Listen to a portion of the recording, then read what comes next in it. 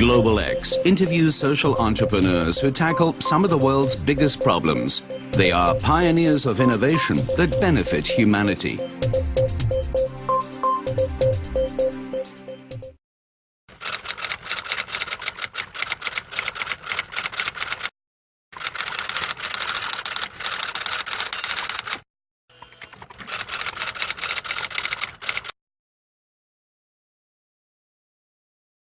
Our purpose is to promote entrepreneurship as a way to help people lift themselves out of poverty and unemployment. We started the Fundación Paraguaya in 1985. We have also introduced into Paraguay the first microfinance program, and we have persuaded the Central Bank of Paraguay and the banks and financial companies to take on microfinance as a program. We also brought into Paraguay a financial literacy program to complement what children and young adults learn in school. And now we are trying to resolve or address the problem of rural unemployment and poverty that affects the youth. And we have found that most rural schools have a curriculum that does not help them with life skills and with employable skills. And in addition to that, there is a big expense related to education. So we are trying to promote the concept of education that pays for itself, that is financially self-sufficient agricultural schools to train rural entrepreneurs.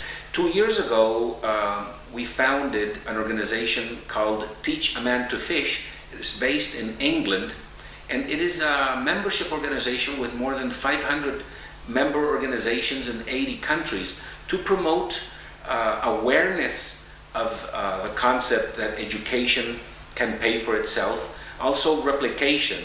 So we are trying to show that the same principles that apply to microfinance, that is, if you treat poor people with dignity, they will get out of poverty.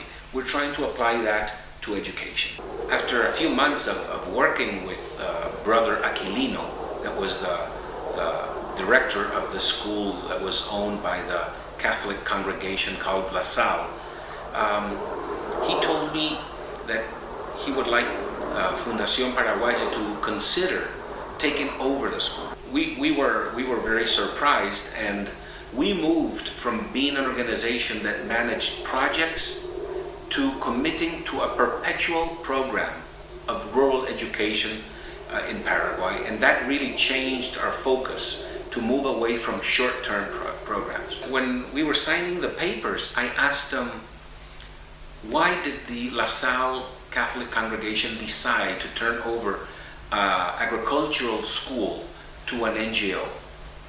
And he told me, because we have been working in education here in this school for over 40 years, and we do not have one single member of the middle class. With dignity and with appropriate finances and appropriate curriculum, you can turn a poor 15-year-old rural adolescent girl into a rural entrepreneur by the time she is 18, a person who can get a good job in the private sector or make her own job. We would like to consider rethinking all the programs that have to do with poverty alleviation, and really start thinking about programs that deal with poverty elimination.